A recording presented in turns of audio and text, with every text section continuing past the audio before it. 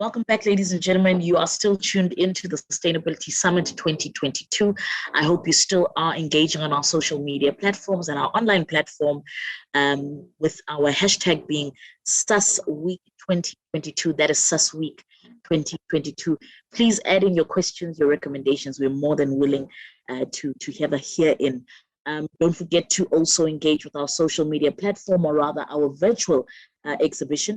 And you stand to win quite a few prizes. We are on our last panel discussion of the day, speaking on sustainability, but now we are talking about water resource. Are we wasting water, or is it truly becoming a scarce commodity? And joining me this afternoon in dissecting that, we have Dr. Rembu Magoba, who's a Water Research Center Manager at CSIR, and he looks at Smart Places Cluster, and also how do we fulfill some of the avenues around water. And then we also have Dr. James Cullis, who's a Technical Director, Water Resource Engineer, and Climate Change Specialist at Zutari. Last but not least, we also have Mr. Thabo Mahlobo, who's a CEO at Agribusiness Corner, and we also have Mr. Lindani Ngwana, Project Manager at the National Cleaner Production Center. Welcome to all of you, and thank you very much for joining us. Maybe Dr. Rumble, we can start with you. Please go ahead. Your mic is on mute. Okay. There we go. Thank you very much, and it's nice to talk to you, Tala, and the colleagues. Yes, the topic of today is very, very important, and it's very relevant given the situation that the country is facing today. I am Rembu Magoba, as you indicated. Of course, I work for CSIR, a Council for Scientific and Industrial Research Water Center. I am an aquatic ecologist with over 17 years of experience.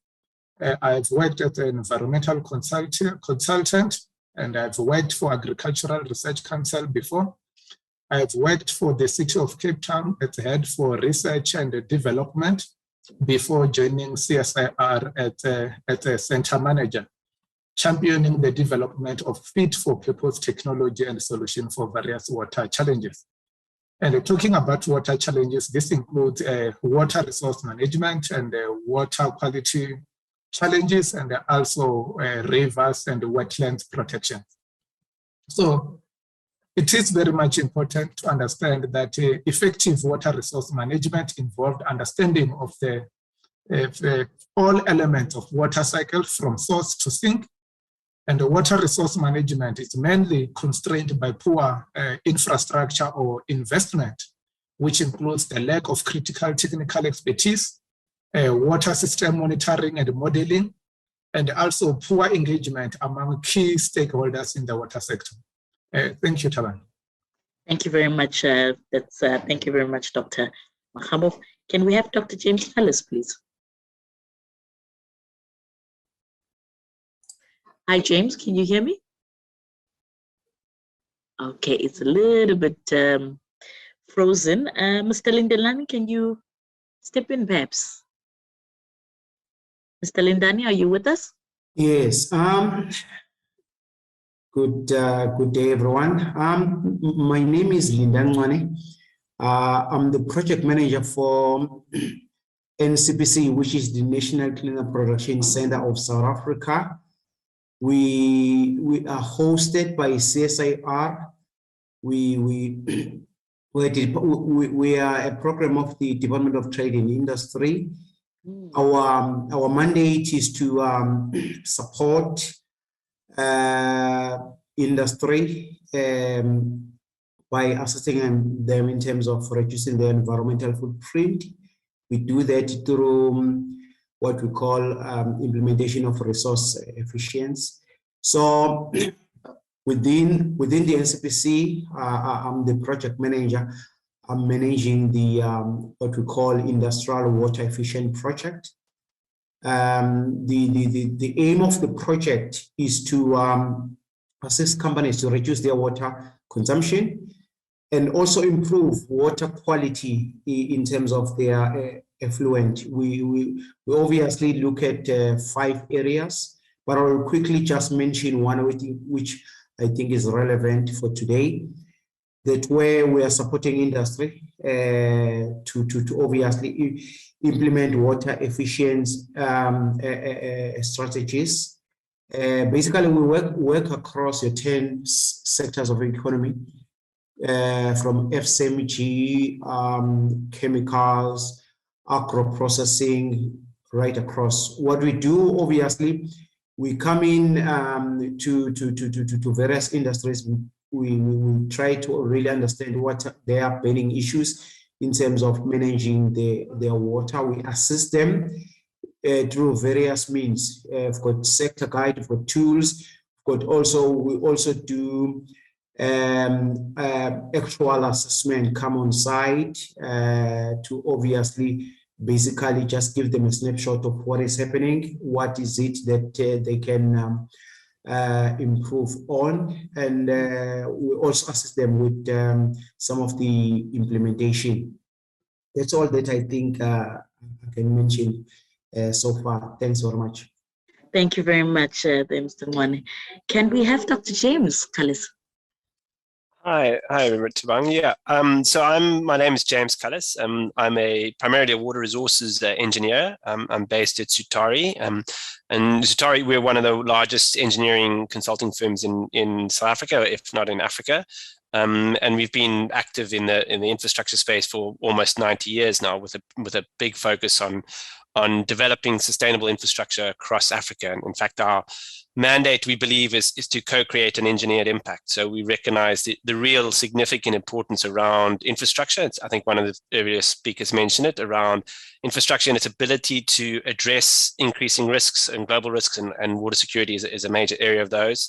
But also the importance around collaboration and co-creation of those investments, particularly increasingly in the uncertain world which we're living, and it's been mentioned, and in the context of sustainability. So we've been working in the water resources sector for several years in Africa, and increasingly climate change impacts and considerations, and not only infrastructure design, but also water resource planning and sort of feasibility studies, and increasingly more general climate change risk and adaptation, as well as in other sectors, in transport and buildings, built environment, and the energy sector, with investments in hydropower are also helping contribute to that. And certainly recognizing the increasing risks, water scarcity, security risks presented by climate change, but also other factors. We talked about, infrastructure, the challenges around our infrastructure. We have some fantastic infrastructure, but it is getting old and being challenged. Other growing pressures, particularly around environmental risks and sustainability, and how do we balance all of that in a increasing constrained environment. And I think we see that as being critical, and things like investing in catchments, the impacts of invasive alien plants on water security, and how do we realize the co-benefits, what we call the resilience dividends, when we invest in sustainable solutions for challenges around water security and other critical risks. 100%. Thank you very much, Dr. Cullis. Those are actually critical points that you've mentioned around how can we better have resource planning and how can we secure water more effectively. So I look forward to engaging with you on that. Mr. Mahlobo? Hi, Mr. Mahlobo, yes. Can you hear me? Hi. Yes, awesome. I can hear you. Sure. Right. My name is Thabo Mahlobo. I'm from Agribusiness Corner. Agribusiness Corner is basically, we actually create projects, agricultural projects, for different smallholder farms that they can engage in. So just so they can participate in the bigger chain of things. So as you know, that agriculture is one of the very, I don't know whether to say concentrated space or industry, especially for a lot of the African people and a whole lot of that. And so I'm based in the Klapmans, Stellenbosch site, but the company is based in Pietermaritzburg, where we started it. Our major focus has been mostly on we saw a challenge in terms of the land degradation and the waste management, but obviously quality food production. And so it therefore pushed us to get involved mostly in the worm farming. So the worm farming then really gave us quite a number of opportunities to really engage with different farmers. But also lately we've been looking at how does the worm farming play a role in terms of water conservation and water management, especially in the treatment centers and all that. And that's how basically the subject of water and sustainability really been so close. So I think for now I would want to stop here at all. Thank you very much, Mr. Mahlobo. We look forward to just exploring more as to how does worm farming contribute to water conservation. I'm very interested in that. Let me start with you, Dr. Rembo, as you know, a pioneer, or rather as a custodian of the Water Research Center. What are the common challenges that we're having around water conservation and preserving water? Do we waste water, or is the scarcity of water an issue? Thank you, Tabo. It's both. There are areas where there is a water wastage. And of course, as a country, we are having a serious water challenge. Looking at the average annual rainfall that South Africa receives, it's half the global annual rainfall, which puts South Africa at a scarce water country. So by just looking at that, no matter how we receive rain in various parts of the country, but as a country, we are classified as a water scarce country.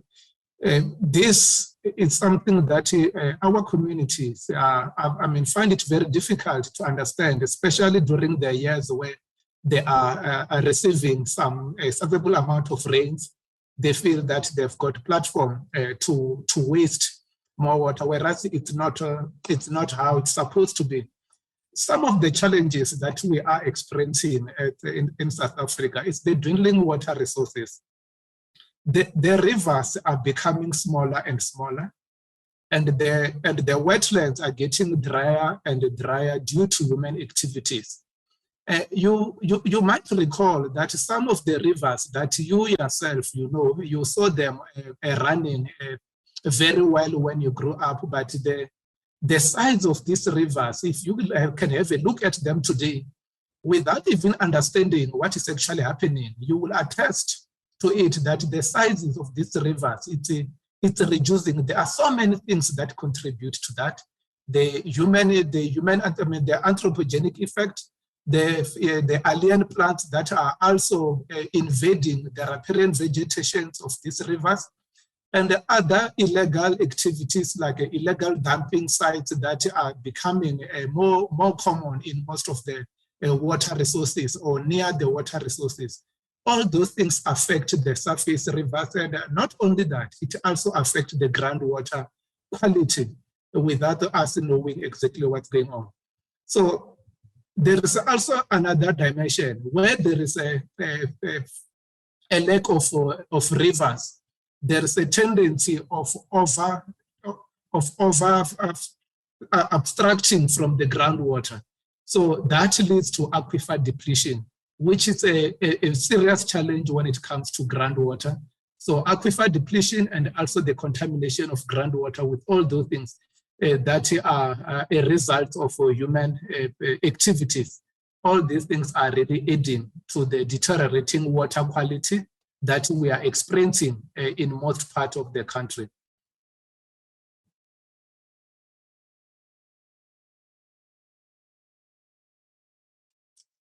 You are muted, Tara. I am so sorry. Thank you very much for that. Dr. Cullis, how can we better plan in terms of water resources? And also maybe you can just echo some of the sentiments that Dr. Rembo has mentioned about, do we waste water or is it truly scarce? Thanks, Tabang. Yeah, yes, picking up on the comments from Mr. Magulba, absolutely. There are areas where we are wasting lots of water, and a lot of that is through aging infrastructure, for example, as well as some human behaviors. And so maintenance of our infrastructure is absolutely critical. And there's a lot of efforts to try and do that, particularly at the municipal level, but more resources are needed for that. And part of that is and I think was referenced to the recognizing the value of water. And in many ways, we've forgotten that value. I think it was mentioned, if you think of your childhood sometimes, and you think of how important water might have been growing up, and we tend to forget that when it sort of, we just open a tap and it tends to come from there. So I think a lot of this, and we've certainly seen it with our recent crises, whether that's currently in Nelson Mandela Bay or City of Cape Town or in City of Johannesburg, they're starting to rediscover the value of water and the importance of preserving it as an absolutely critical resource. And so I think there's critical around that. It does vary across the country, but certainly we are wasting a lot of water.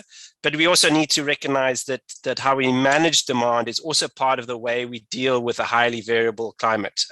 So there are times when there's surplus water and availability, but there are also times when we are in drought and scarcity, and we need to be able to sort of manage that. And that's part of the planning process, and getting people engaged and communities engaged as users to understand the sort of understanding of risk and the variability in the water resource planning space. So, and certainly in terms of long-term planning, South Africa has a very long history of water resource planning, and very effective in terms of anticipating future growth and demands and developing appropriate infrastructure, and increasingly around the benefits of water conservation and saving as part of that, as what we call the future reconciliation plans. How do we meet the future demands?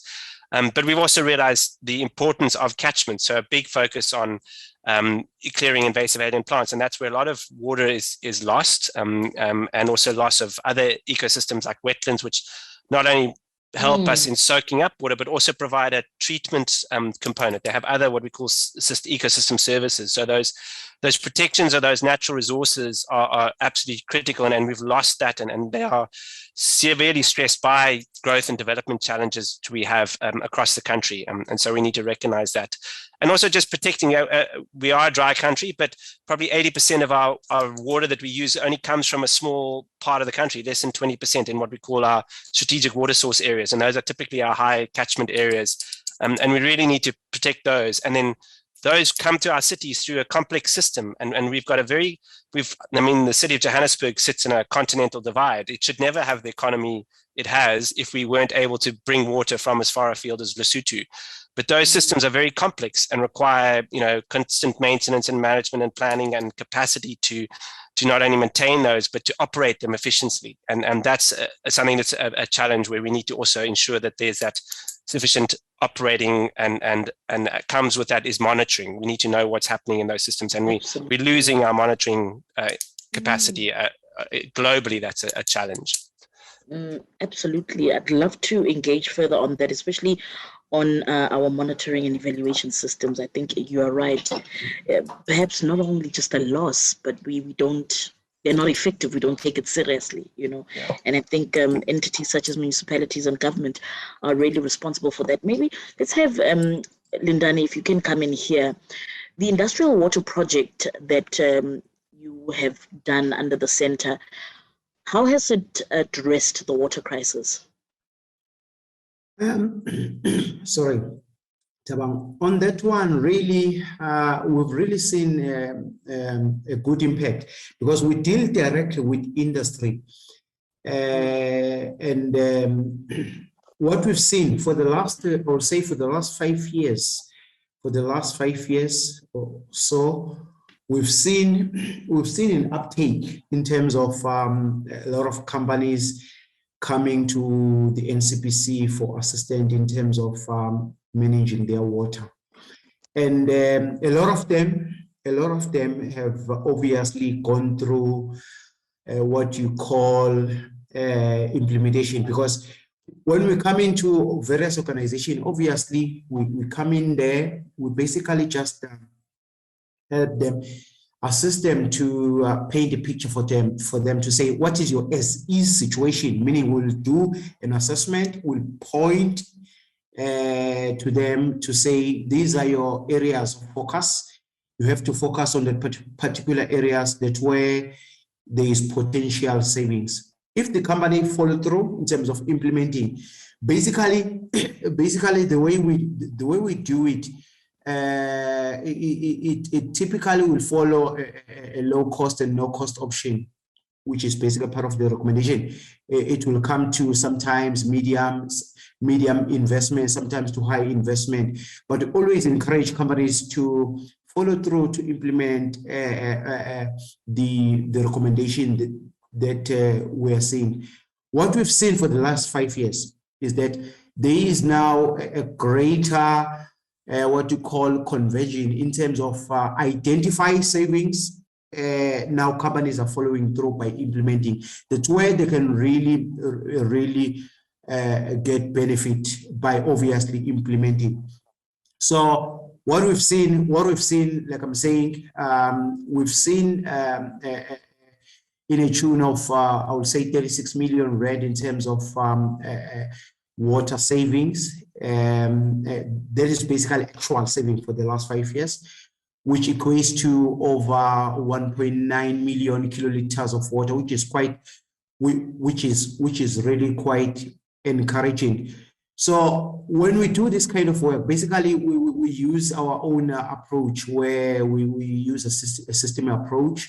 We look at their facility. We have to obviously understand end-to-end process of their facility and do things like your water balance, identify what are the significant water users even within the facility. Do they have metering or sub-metering for various strategic sections as well? Because that is one of the critical elements for any organization to make sure that they do have meters, because the only way to manage, you have to make sure that you are metering properly so that you can set even your own target reduction.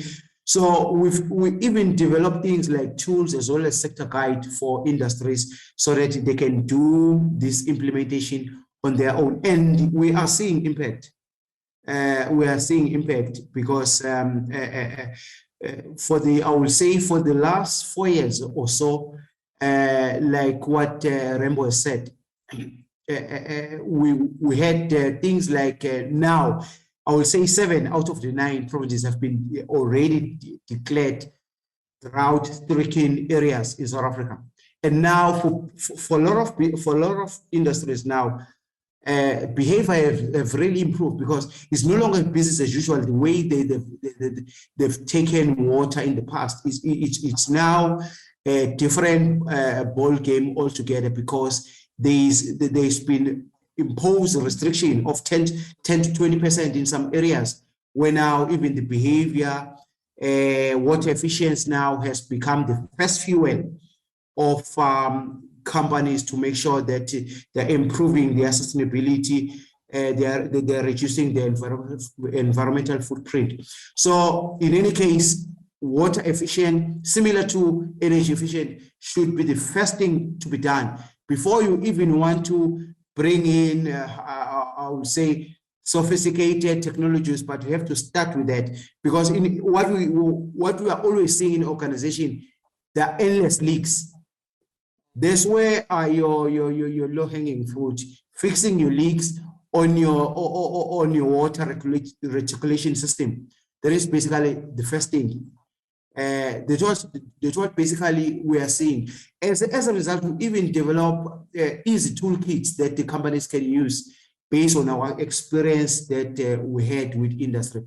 And they were always encouraging companies to follow through, to implement for themselves. If ever they are struggling in terms of technical capabilities, then we can also come in and assist. That's where I can stop there for now. Thanks.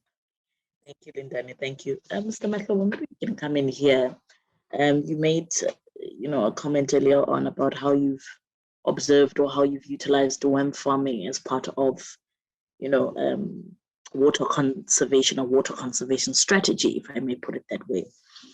Can you tell us more about that? And concomitant to that question, how can we be more water efficient in farming as well? Well, that's a very interesting one, but I want to try and not get into it just directly because there's still quite a lot of conversation around it, but I'll bring it in. Now, from a farming point of view, because I work with quite a number of farmers, whether it be small, whether it be commercial. Right now, I'm sitting at the farm where it produces lettuce 1,000 like a ton a day in terms of harvest. So you can obviously see that there is a water usage that happens here most of the time. But what I also realized was that within an agri setup, you get to really see the practicalities, of water when they say there are challenges with water and also there is water because one, the way water here we're utilizing, you will use most of your river that's flowing, using pumps to drain up that water into a dam, and then from there direct it into your farm. So part of water conservation you learn practically here as a farmer because there's still issues with water user rights from the government.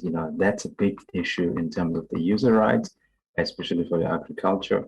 And there was a court case also around that just recently on that. And so what it does, it forces the farmers to be very intentional about how do they use water. And it's important then, therefore, to really put a framework to say there is domestic use of water, which is for domestic, household, which has got nothing to do with farming or anything. It's just how to run your water in your home and all that. But also there is a commercial use of water. Commercial use of water, it's a different thing where companies will be utilizing water for other things. I have colleagues who are in the water industry also, whereby it's beverages, is all of this other stuff. So they utilize water, it's a different thing. But you get industrial side of water, where again, there's so much of the waste. So if we want to look at the waste, we want to look at the management, we need to look at these, in differently. So you get the industrial part of the water there, where you got the mining sector, biggest waste that's taking place right there in the mining sector. I had a meeting, I don't mention names, but I was in the mining Indaba beginning of this year in Cape Town. There was a big topic in terms of the water, especially within the mining sector. How can that be resolved so that water, instead of it running there, how can it be reclaimed and it actually be reclaimed so it's treated, so at least it can be available for agricultural purpose, rather than what we see that it's just water, that's nothing that's being done. But also, when you look at the domestic side of water and other things, there is a SALGA issue. SALGA is a local government in the municipalities. There's serious challenges with their wastewater reclamation, also just treating side. And I think this is where we've been kind of engaging on a smaller scale to say, how can we look into in terms of some of the treatment side, some of the what's happening with their water there, and use obviously some of the technology such as the worm farming in terms of the vermifiltration. So worm farming basically is what we call the vermitechnology. The use of worms, either be in the breeding of worms for purpose of composting, which is what we're doing with the farmers, where the worms are creating good organic compost, but there's the T part for the hydroponic side of those who are using hydroponic. But there's a vermifiltration side, especially when it comes to working alongside with your treatment centers in terms of the wastewater, because the worms there are species that love anything that is decomposed, that is waste, such as the sludge, such as all of those things within there. And we've seen that we actually don't have a crisis of water in South Africa. We have a crisis of bad management in terms of water in all levels, but also there's a gap in the education of water as a resource and how it needs to be managed, and the aspect of the skilling part of how to manage water, quantify properly. So with farming, there is what we call now precision farming, where we're changing the way we're irrigating. We're no longer using old ways of irrigating. So the irrigation is becoming more precise, rather than the way things have been wasted. So the farmers now are your biggest savers of your water than what, the normal conversation has been that they're wasting a lot of the water. So you find that that's what's happening. So I think that there's so much that our communities can learn from the farming side, just to really come and see how water is being used, how is it preserved, and how the latest technology in smart farming, such as having sensors that will tell you the temperature of your ground, the moisture, and that will send a message to say it can now irrigate rather than continuous flow. Having, the Joshua tanks with the pumps with meters that gives you signals also to say the water level is this, you can actually fill it up. There's so much that the agriculture role play within the space of water, and I think it is demonstrated. There's a lot of different tech and different things that they've put in place to ensure that there is water management and that water can be treated and it can come back again, and it's a continuous exercise. So in that way, Tavan, I'm trying to avoid getting too much into the vermifiltration side of the worms, because it is a conversation that we really need to have on its own, because it's got other aspects on its own. Thank you very much for that. And I think you've given us a lot of building blocks for this particular conversation. Perhaps, Dr. Rembu, you can come in here. How do we, I think the question of monitoring and evaluation is not how do we, because it should be there. But in curbing this water crisis and in reducing the threat of scarcity around water, what monitoring and evaluation system should we be applying to save more water? Thank you very much, Tava. We wish we had a straight solution to that question. It's a very difficult one, as my other colleague already put it there.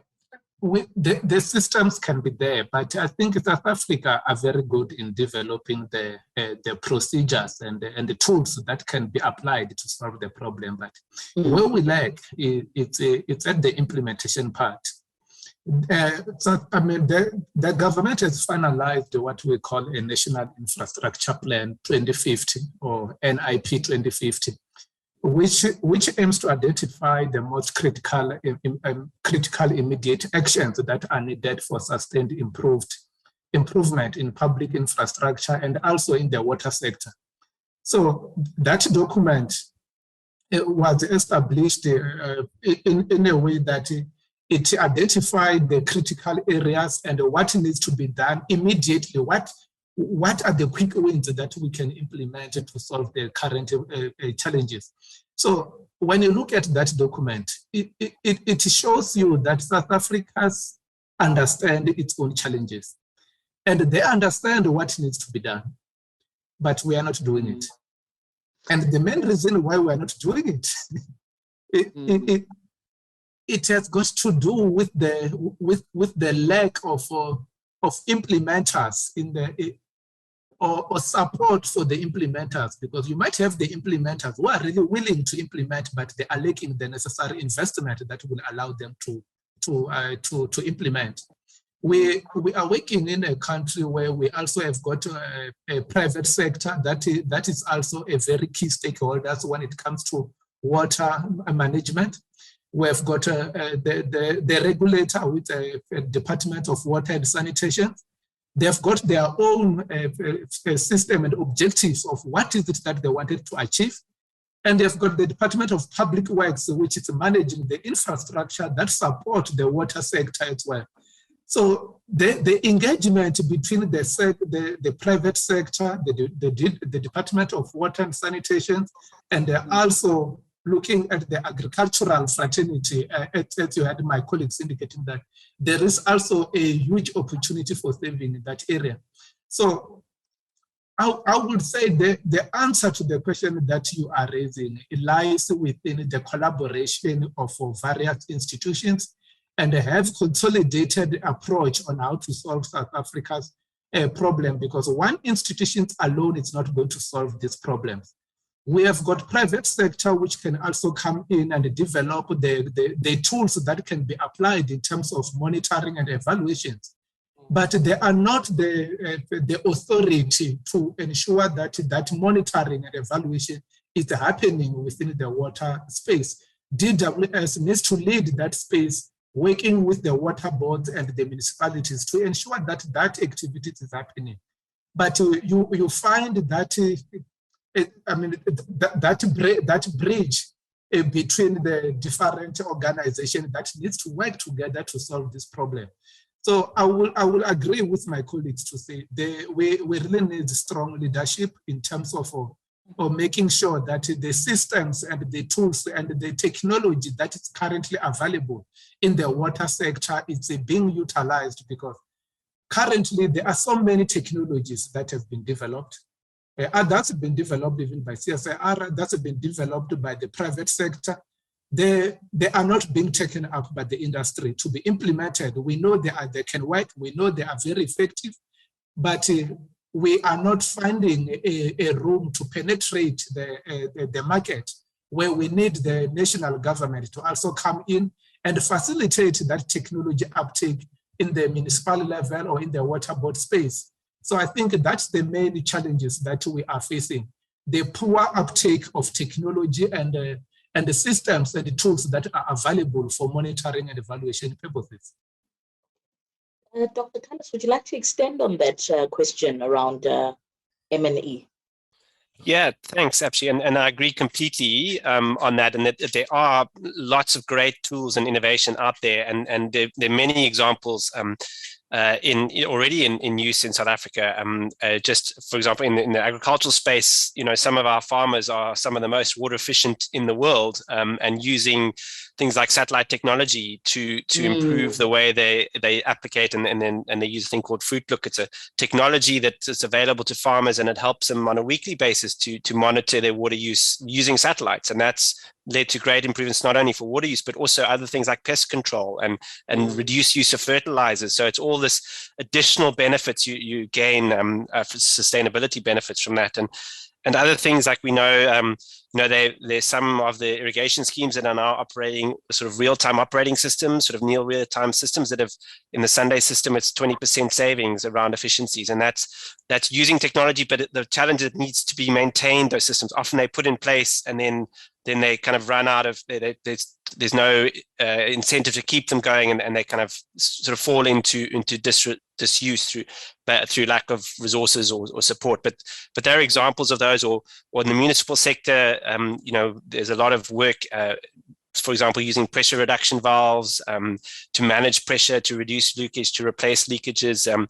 Innovative technologies like the Dropula, which was a sort of a smart metering system that was implemented. We heard a lot of that in the Cape Town drought crisis, about how you can, individual sort of users better managing their own demand, and even just communication through water bills and things. That those opportunities there to help engage improved efficiency, and things like sort of implementing sort of smart decision support systems. So using data and technologies at the utility level to better understand the systems and find out where the gaps are. So there are examples, as has been mentioned, they're not being rolled out everywhere, and then that's really where there's sort of some need for that. And so we are, and even in the catchment space, the new innovative financing options around things like the Greater Cape Town Water Fund that helps leverage other funds to help clear alien plants, or partnerships around reducing water losses through sort of a sort of public partnership relationship. The Strategic Water Partners Network has examples of that, where they collaborate with municipalities to bring in the private sector to help address this shortfall on this need to save water through improved efficiency, because that has value, and particularly it's not only about saving the water, but also sort of recovery of the value of prices, and so there's a whole need to sort of reinvent the institutional process of how we value water as well and recover it. And generally, yeah, the challenge with a lack of monitoring is we are going into an uncertain future. Historically, we've based, we've assumed that climate is stationary, and so we can base our current plans on historic trends. We're seeing that change, and that's where the more we ask questions, the more we realize we don't really have the data, and we can't predict the future. So we need to be able to monitor it so that we can continuously adapt and change. And that's what a lot of these technologies allow us to do, is to be continuously adapting, but we need to keep maintaining that. It's not a just put a fire and forget solution. They need continuous support. Absolutely. Thank you very much for that. And perhaps, Lindani, you can come in here just as an extension of what the NCPA SA does in terms of ensuring, clean water supply. What are the water purification methods that, your company has explored? Yeah, basically with that, we look at, first and foremost, obviously, we look at the situation. Let's say we go to an agro-processing company, let's say like the advanced companies like your likes of your Tiger brands, such companies like that. They will have water, which is obviously used for various applications. One could be for cleaning the facility, because let's say it's a food manufacturing facility. That water obviously is they get the water directly from the municipality. It obviously just a potable water standard. You can obviously use it, but the companies will have obviously things like their primary or first stage, like they will have big tanks, storage tanks, and from there they obviously will even monitor that water. If the water is going to the product now, you have to obviously do some obviously even some chemical basically addition of chemical to that, so that the water can be of a certain quality, and then that water can be used directly to the main production or main process. So what we do, when we do this kind of work, we obviously look at the situation within the company, understand their process, their needs, before we can even advise them to say, try to look at this type of technology. First, the critical thing that we do is to really understand their burning issues. What are the issues? Typically, in most organizations, they will tell us that they're struggling with their effluent discharge to the municipality sewer system. And even remember a recent one that I've assisted a company where they were paying huge penalties because their effluent load was always, in most of the situation, out of spec. It was quite high. So they were getting penalties from the municipality. So we came in there, assisted them, even with our colleagues from the water center. They've assisted us to design a solution for that organization, to say, you can put this effluent plant within your facility. It will cost you so much, but you will obviously will not be in a position now to have a problem with authorities. So it's always with us, it is case by case, but we've got various tools at our disposal that we advise companies on. And there is a recent what you call monitoring and metering guideline that we've developed with one of the organizations called IFC. we are starting now to pilot that one in industry, because what we've seen for the last 7 to 10 years is that in many organizations there is a lack of metering, and if you really don't have meters, and especially for water, other system could be energy. In many organizations, they will make sure that they do have electric meters and stuff like that. But for water, because water has been really taken as if it's just an abundant resource, but now things have changed since it's a scarce resource. So now companies now are taking water as just a business risk. It's no longer something that you can go without. So what we've done then, we've obviously, based on our experience, we've developed this monitoring and metering guideline so that it can help companies, where we basically assist them to develop their measurement plan. Also advise them to say, based on your needs, this is the measurement plan that we can assist you to obviously implement. These are your strategic water sections within your facility, where you've got significant water users, and basically we've started to pilot that now on the dairy sector. Dairy sector is one of those sectors which is high water intensive sectors. So we are currently now having a good uptake, where we've got some dairies in South Africa where we are piloting that, and we're expecting to have the data in the next 12 months. Because for any organization, you have to have your meters, because the most important thing, you have to develop what we call a baseline. The baseline is driven by data. If you don't have meters, you can't basically construct that. That is basically your first and the most important thing within this space. Once we assist the companies to develop that baseline, then it will be easy after they've done any implementation to obviously go back and really quantify, capture what they've done, and either give them what you call, it could be a case that just demonstrates that whatever they've done is really actually working. So they're reaping the benefit of implementation. Thank you very much. Mr. Mahlobo, perhaps you can even extend on that. I really don't want to have a sophisticated conversation about water, because the reality of the matter is people don't have access to clean water. This is a serious problem in the African continent. Thabo, perhaps you can comment on those sentiments.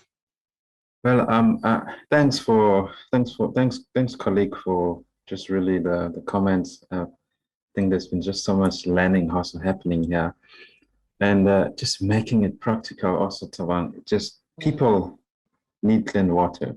I want to use a simple thing, because I'm involved in the creating smart, sustainable community part, where you go to a simple community like, where would I get the water? Where would I get this? And you get water from the river coming in, and that water, there's the tech part of pulling it into a mini dam that you create. That's number one. That is infrastructure that people will not have, and sometimes government takes longer in some of those communities to really respond. So you get this local farmer who becomes like a champion around there. He will create a dam and really pull this water. But then there's the treatment part of that water, again, so that it's clean and all of that. And this is where we saw a gap in terms of using basically the vermifiltration side, the usage of the worms, composting, and all that to really ensure there could be treatment of that wastewater. And I know it's something that's still pretty much strange whenever you start talking about it, but I think when you go to Google, you will see that part.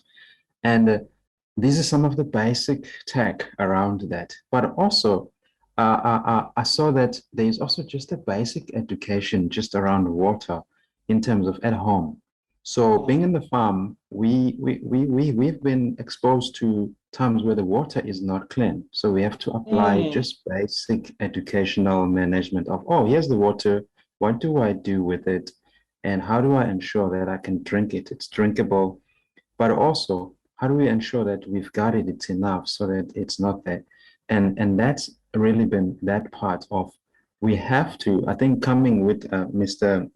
Rambo, I think as you mentioned with government is that the challenge is that on the ground, the implementers, you don't have the implementers who understand the need.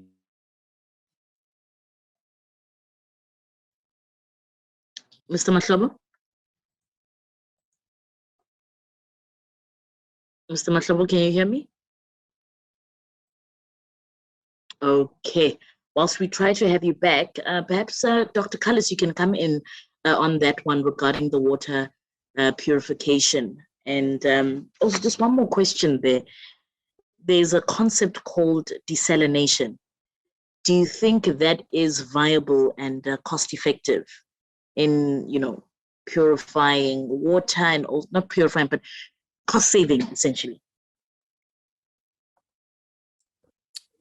Thanks. Yeah, no, and I agree, that, as I said, I think, there's obviously a lot of challenge around water availability, but even more challenging is around the availability of water of sufficient quality.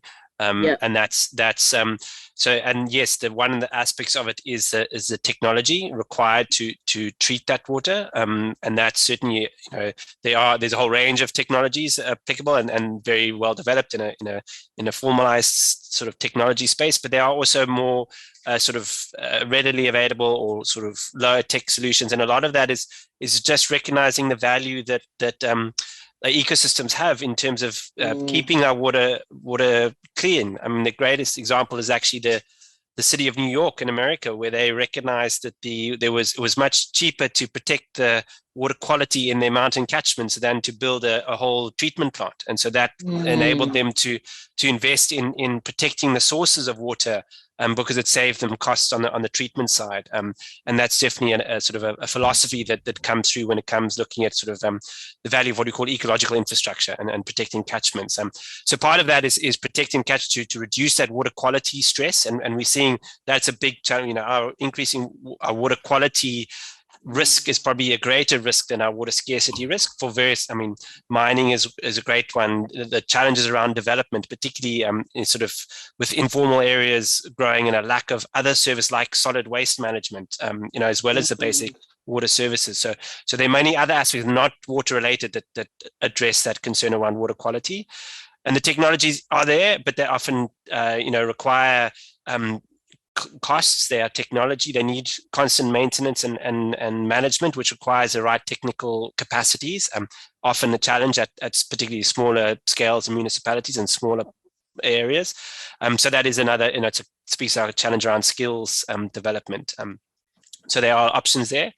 On the desalination question, absolutely. I think increasingly it's recognized that is part of the future, particularly for the coastal areas. And one of the, there are challenges around that. Yes, they are more expensive, but in many ways we're running out of other options in certain parts of our area. Technology is improving, it's bringing down the costs, and when you blend it with energy savings efficiencies, there are lots of technologies to reduce the energy components of desal, which is the biggest concern, as well as appropriate design and management can reduce some of those risks, and it's still more expensive, but it's still it's better than no solutions. And also we're recognizing the increasing environmental risks of some of the other options. We can't dam any more rivers necessarily, because those have associated risks and costs that maybe we don't monetize, but are really important from a sustainability perspective. Thank you very much. Dr. Rimbu, maybe you can come in there and just extend on what Dr. Cullis has shared.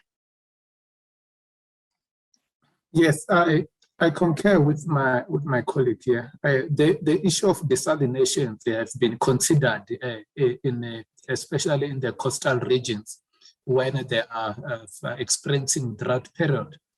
But the issue of cost has been a sticking point as to whether it's worth investing so much before you are so sure that there is no rain. So there's a tendency to say, let's wait until we reach day zero before we implement that. But it's a scheme that you cannot implement overnight. You really need to have such investment put in place over time. But of course, the issue of cost sometimes becomes very unjustified unless it is the only option that is left. Because when you are left with no choice, money is no longer an issue. You have to make sure that there is water available, because unlike electricity, water cannot be substituted by anything. So I'm not really a person who will really advocate for desalination when there is available other water resources, but at the point where other resources have been explored and there are not a viable options, then desalination can be considered, considering the financial state of most of the municipalities in the country. That talks to the issue of the state of our current water and wastewater infrastructure, where we are really struggling in terms of or keeping them up to a good standard that will allow a good water quality being produced from this water and wastewater infrastructure. So knowing that, it will be very difficult to advocate for the establishment of desalination plants while we are still struggling to maintain the little ones that we have, because you really need more competency, more skills to manage those desalination plants. If we are still struggling in terms of getting the necessary competency to successfully manage the existing water and wastewater treatment plants, which we have got too much knowledge about running them, about fixing them, I think desalination plants will become even a more burden to most of those municipalities, where they will have to outsource even the management of those desalination plants, simply because we don't necessarily have such existing skills within the municipalities that can manage those desalination plants at this stage. I think as a country, we still have a long way to go, making sure that we do have the necessary capacity within our own municipalities, so that by the time we made the decision to enter into that space, we know we will be able to run those plants, because they will come at a huge cost. And if we end up not deriving any water from those plants, it will end up being another unnecessary cost that we have invested on if we have got plants that we cannot drink water from. I think that's my input regarding the desalinations. And I think the option that we should push for is the water reuse, of which it compared to the cost of desalination plant, recycling water might come at a better cost.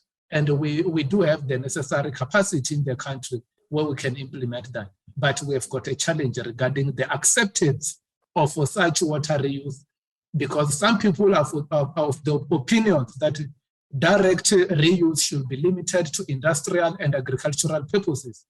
But with the current water shortages and the municipal efforts, and the expenses in a mission to upgrade the current water treatment facilities to meet the current demand for water, it makes more sense to treat water even to a point where we can drink them.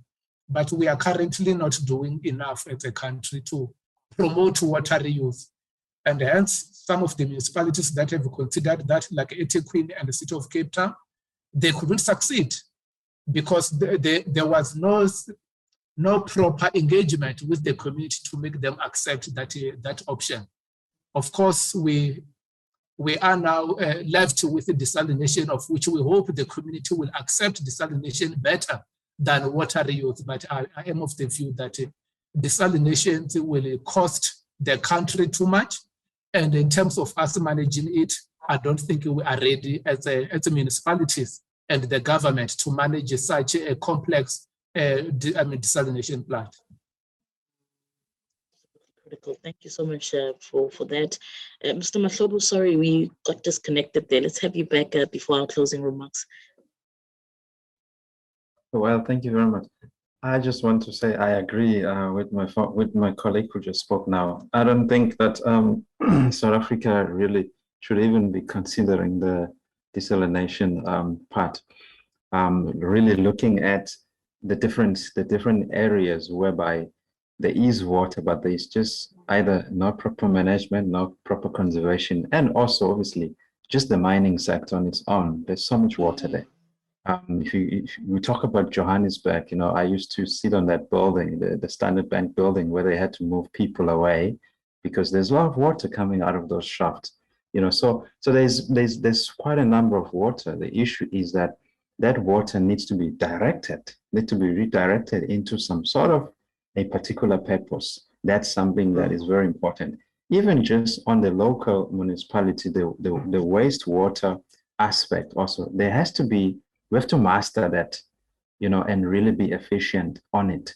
I just feel that we haven't really been efficient on it. We haven't mastered it to a point that water can really be utilized, and it goes a long way. But also creating proper, how do I put it, frameworks also, or sort of a proper planning, proper town planning. It's something that's really it's really needed. I work closely with urban planners, and I can tell you when a town was not properly planned in terms of just how its water flows and how its everything flows. That's why we have challenges with pipes that are always, there's something wrong with this pipe. There is this, because it's some of those challenges that comes with that, and there's so much waste and all that. So way forward for me is really to say, let us make this thing practical. Let's come back to the domestic side. Provide education on the household on how to use water effectively. Make practical some of the gray water skills on how can you really use water over and over and over before it exits, your house. Simple things like that. Rain catching. Yeah. There's so much water. We've had so much rain at some point in Naturena, in Joburg. And the houses, just the building structure on its own, it didn't have gutters where it could catch a lot of that water, and it can go to some of the use. These are basic things. Those Giorgios, for each household, teach them just, this is your water, there's the quantity, and this is what it means. Know how much you are using a day. My kids know that, how much water we're using a day, and how much impact does it have on the system, so that we're able to quantify that this community needs so much water, and that that has an impact in terms of whether you build a reservoir for that community, a dam, and you know exactly what does that mean. Just Namibia is an example in terms of on that water, in terms of how they actually have built a system that actually save up the water and ensure that they can take longer if ever there were to be some water will be cut off, all that. These are basics. We can bring them into our families. Once they are learned from our families, it's easy when we get when we set up companies, we start workplaces, and even when we start working with government, as to say, what is the role of government, the local government, in terms of water? Then we have a better relationship. Right now, people believe that government must just provide water. That's all. The rest, they don't care, and it's either they will just waste it. And that again, on its own, it is not right. We have to come in a partnership, whether we say, let us come in a partnership. You give us an enabling environment in terms of the laws and all that, but we have a responsibility also to ensure that our communities understand this, that water is a resource, we can't waste it. And also private sector as business, when we start also engaging, we also understand that there is a role that is very broader when it comes to ensuring that we can secure the future of our generation by really taking care of our water. I also still believe that we don't need the water from Lesotho. We've got enough water as a country. We just need the real data as to exactly where are we wasting it and what are areas we are not really tapping into in terms of the water that's available that must be treated and reclaimed and be really diverted back into the system. Thank you. Okay. Thank you so much. Sure, Ms. Mahlobo, that was quite packed. And if we had more time, we'd definitely just, really pick out all the tenets that you mentioned, because everything that you have mentioned, and alongside the panel as well, is worthy of being discussed. Particularly, why is our tap water not safe? Why do we have to buy water from the shops? You spoke about urban planning. Why do towns in the Eastern Cape like Ulusigisi don't have access to water at all? Why are human beings extracting their water from dirty dams and rivers that are contaminated?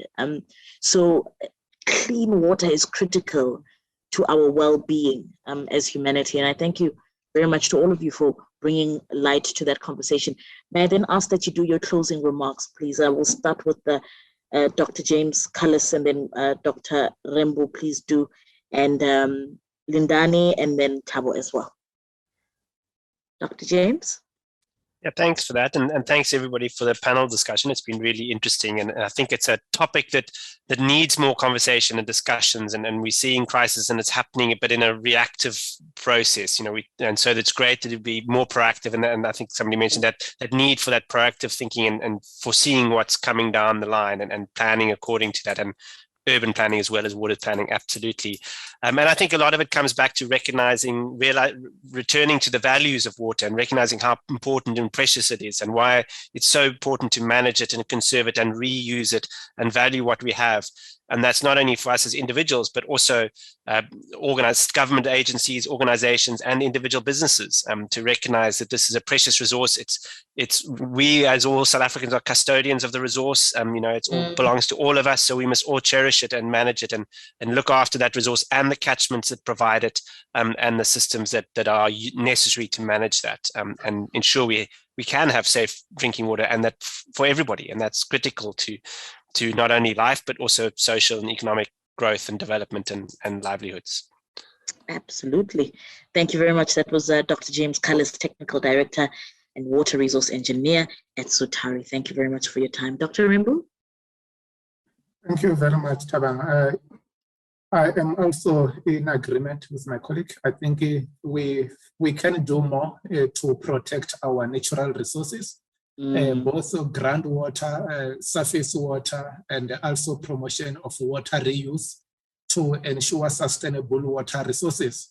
At CSIR, we do have research groups. There are 3 of them that are designed to address challenges that ranges from water losses to escalating water tariffs that threaten industrial and agricultural development, and also the issue of poor drinking water and wastewater management. So those research groups are smart water use, the smart water analytics and solutions, and also smart water and wastewater infrastructure, which provides support in ensuring proper infrastructure support within the country. So at CSIR, we are available to collaborate with the partners to support the government to ensure that our precious resources are sustainably utilized. Thank you. Thank you very much for that. That was Dr. Rembu Mahoba, Water Research Center Manager at CSIR, which is the Council for Scientific and Industrial Research. Thank you very much for those sentiments, particularly with regards to collaborating. Our municipalities need experts like you to really go there and advise. So thank you very much for your time there. Lindani? Okay, thanks, Tabang. I think on my final remarks, in terms of the intervention measures for water, the first real fuel is obviously you look at your water loss control. Secondly, you also look at your water use efficiency, which is really critical, especially for industry. Also, I think we need to do a lot of promotion in terms of raising awareness, in terms of the value for water, also in terms of cost of water. And since it is a scarce resource, the way it's being managed is very critical going forward, even for the economic development.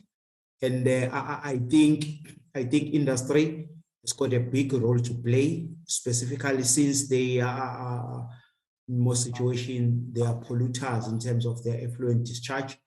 I think they can really play a critical role as well in reducing their consumption, managing their water, reducing their overall environmental footprint.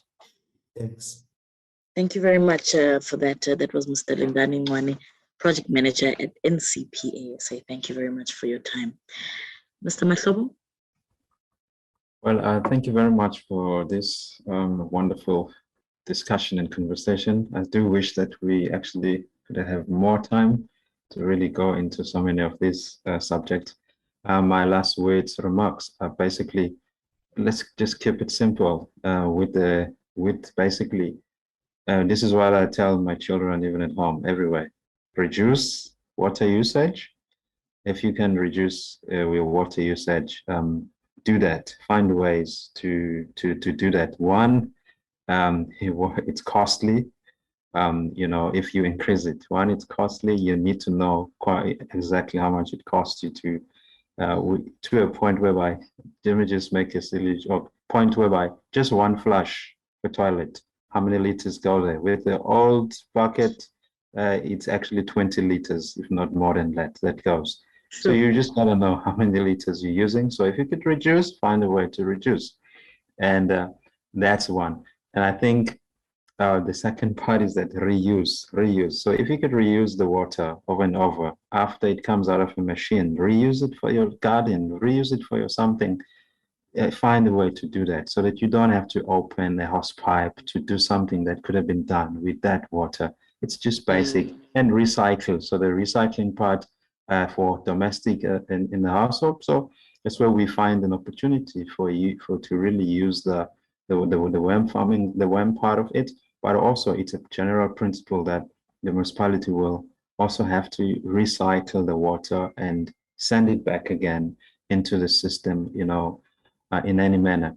So those are really my last remark, that if we could do those basics, teach our community those basic, let them understand them. We will not even need complicated conversations around water. It will be just basic. And those basic, I think also even in government, even in business, everywhere, they need to be brought back in place, because I think in Africa, we are way educated, beyond our level of just sticking to basic values of just reducing, reusing, and recycling. So that's really that. Thank you very much. Thank you very much. That was Mr. Thabo Mahlobo, CEO at Agribusiness Corner. But Mr. Mahlobo, we need to flush the toilet, though. You know, if we can find at least 5 liters, but it's necessary for that flush to happen. So thank you so much for also just teaching us the lighter side of things, that there's this connotation that's going around, drink beer, save water, and you are saying, guys, reuse your water at home, forget the beer, let's find strategies around water usage. So thank you so much for that. Thank you to all of you for your time. Continue being the light of the world in educating institutions, in educating people and communities as well. Thank you for your time. Thank you. Thank you very much. Thanks, Thank you. everybody. Thanks Thank very you. much. Bye. Bye-bye.